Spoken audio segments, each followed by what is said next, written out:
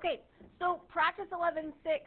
11.6 is about practical significance versus statistical significance, okay? So a hypothesis test is rarely exactly true, okay?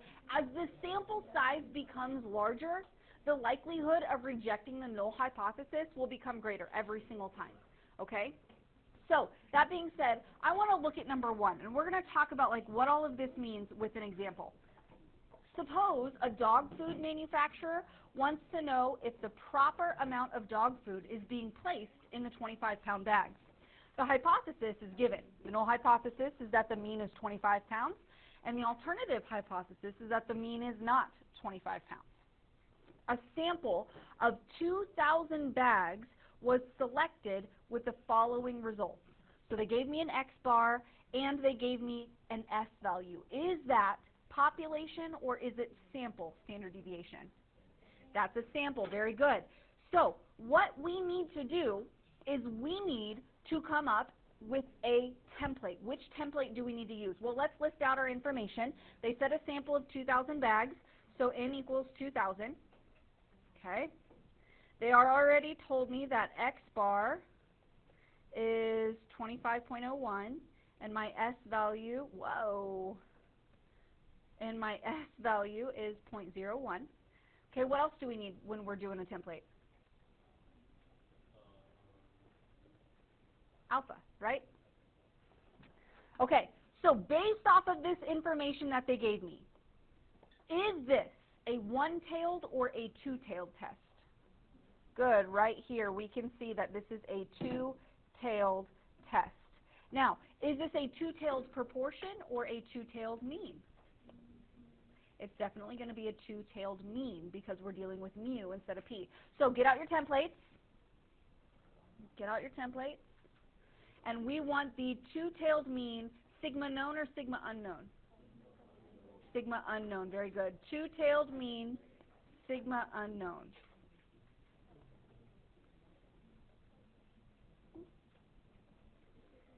Let's go over here and I'm going to paste it right on in. Now, did they say anything about a significance level? Did they say anything about alpha? No. What does alpha impact? What does alpha change? The critical values. Okay, so let's just hold off on the alpha for just a second. Let's put everything else back in. So the X bar is 25.01. The mu, what was my mu? 25, very good. What was my S value? 0.1. And what was my N value? 2,000. Now, I want you to look at the test statistic. Does alpha impact my test statistic? No. Now, again, we still don't know the alpha. But let's see what would happen. What if I just messed around with the significance level a little bit? So my significance level is 0.05. That gives me critical values of negative 1.6. What if it was 0.01? What does that do to my critical values? Negative 2.578. Okay, so what's some other significance levels that we usually work with? 0.02, 0.1. What do you notice with all of those critical values in relation to the test statistic? Yeah. So with this specific problem, our test statistic is huge. Our test statistic is ginormous, yes. Clear it out and try and copy and paste it again. Make sure you get the title in there. 0.01? Does it still make a difference? Oh, my S value is 0.01? No, S is 0.1. Look, S right here is 0.1.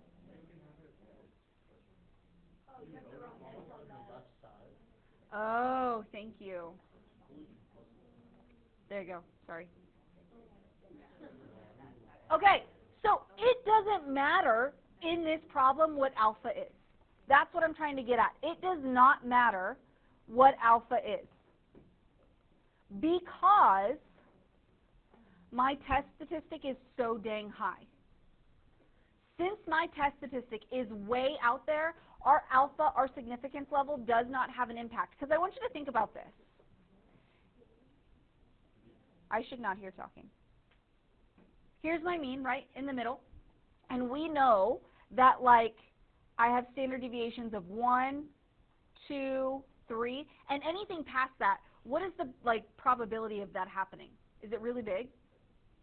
No way. It's really, really, really tiny. Remember? Because of the empirical rule, it's really, really tiny, anything past 3 standard deviations.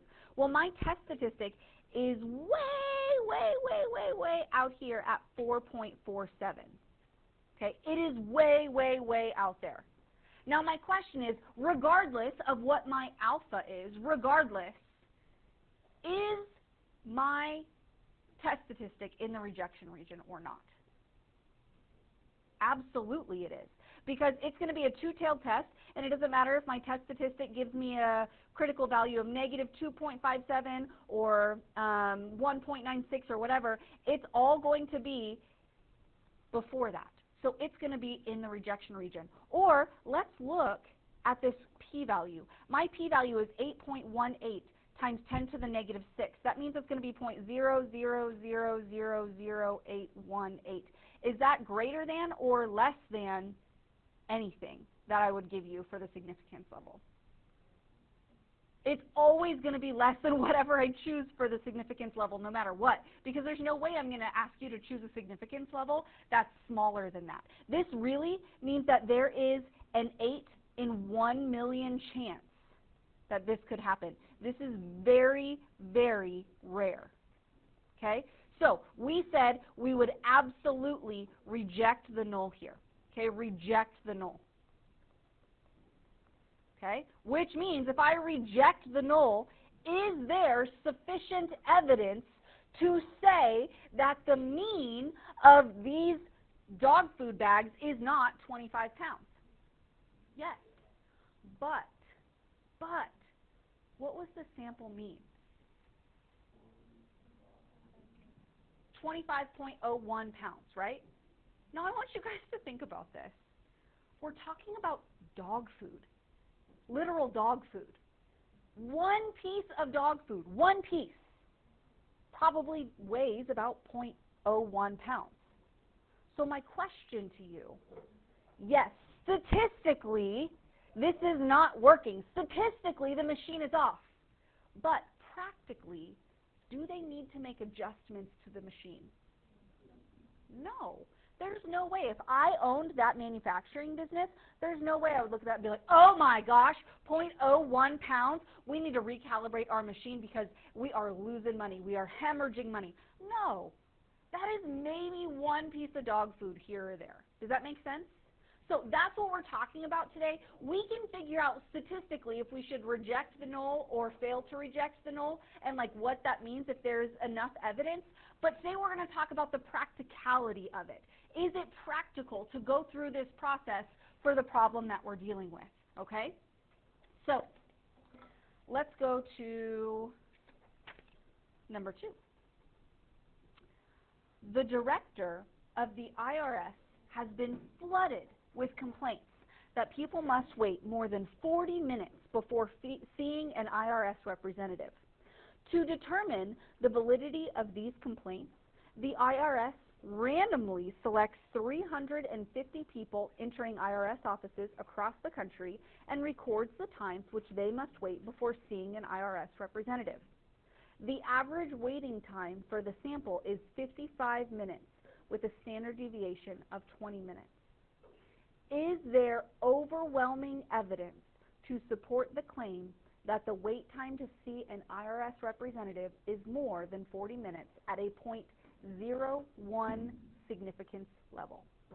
So let's write down all of the information that they gave us. Okay, and by the way, if you scroll down here, I'm giving you options, so just like hold off on that, okay? Let's write down all of the information that they give us. First of all, what do you think my null hypothesis is going to be here? Good. The mean is equal to 40. Now, what about the alternative hypothesis? Very good, because it says it's been flooded with complaints that people must wait more than 40 minutes. So mean is greater than 40. Very good. Okay? What else did they tell me? Very good. My sample size is 350.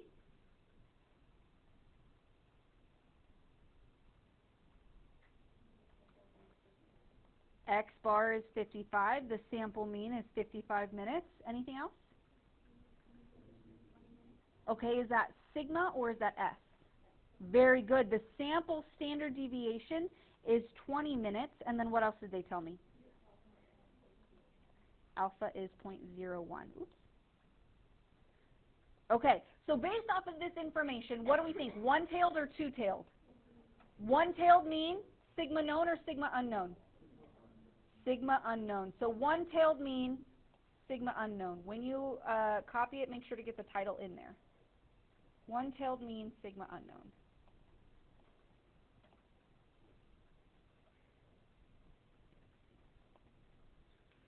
And let's put the information into the problem. So significance level is 0.01, X bar is 55, mu is 40, standard deviation is 20, N is 350.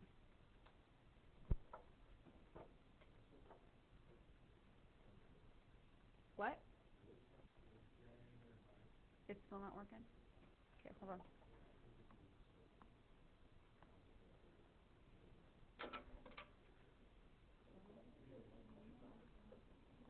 Okay, so when we look at our results, okay, we can look at two different methods. We can either look at the critical value in the test statistic, or we can look at the p-value. What do you notice about my test statistic? It's huge. So we know this is a one-tailed test. Is it left-tailed or right-tailed? It's right-tailed. So if we were to look at this, right, this is my mean, and then my my critical value is 2.34, and y'all, my test statistic is 14. It is like, if this was my graph, it would be like, woo, way out here. So tell me, reject or fail to reject? Very clearly, this is going to be reject the null. Okay, this is outrageous. This is going to be reject the null. Now, the null said the average wait time is 40 minutes. Do we agree with that? Do we agree with that? Absolutely not. We reject the null. There is no way this is 40 minutes. Now, guys, I want you to look at your p-value. This is 4.45 times 10 to the negative 36. That means it's 0.0000. How many zeros am I going to have? We're going to have 35 zeros and followed by the 445. So the probability of you waiting 45 minutes is like, or 40 minutes, sorry, is like none, right? Like that's not happening. So that being said, it says, using the results of the previous steps, determine if there is overwhelming evidence to support the claim that the wait time to see an IRS representative is more than 40 minutes at this significance level. Write your conclusion in the context of the problem. So we said reject the null. So that means this dude is out and this dude is out. Now we have to figure out which one of these two are our best options. Reject the null. Is there or is there not sufficient evidence to conclude that the average wait time is more than 40 minutes? There absolutely is. If we reject the null, that means there is sufficient evidence. So we're going to choose this first option right here. Okay? Now, down here I have some more options. We need to think about this. This is where they're going to talk about, is this practical? We see that this holds statistical significance, but does this hold practical significance? So tell me, if you were in charge of the IRS and you saw these test results, would this make you want to make changes? Absolutely. Like, this isn't like 0.01 pounds like the dog food industry. This is like, okay, we're telling people it's going to be a 40-minute wait, and it's clearly not. So you either need to hire more associates, or you need to tell people that the wait time is going to be a little bit longer. So this test is both significant statistically and practically significant. Okay, that's what it means. That means that changes can and should be made. Okay, if it's not practically significant, that means that changes can't be made or shouldn't be made. Okay, but if it is, that means we can and we should make changes.